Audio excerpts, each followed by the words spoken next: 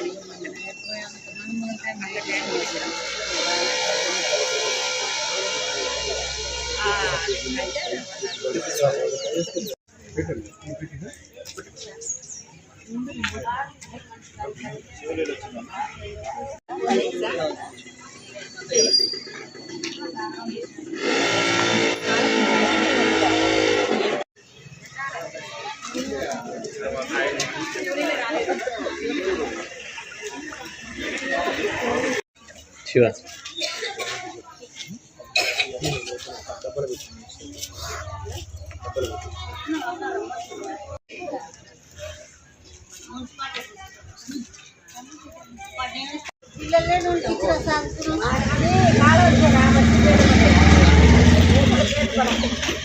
అది రేపు నడవరుగా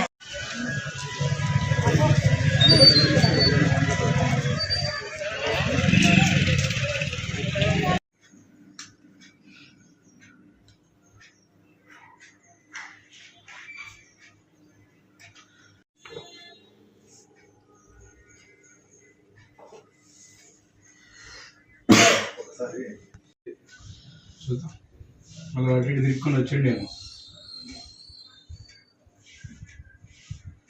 అక్కడ మన టైం గుర్తిస్తే మరి మనం రేపు ప్లేబ్యాక్ చేసుకోవచ్చు. ఒకడైతే కవర్ పట్టుకుంటూ వెళ్ళినట్టు ఉన్నాడు సీను, ఇటు వెళ్ళిపోయాడు.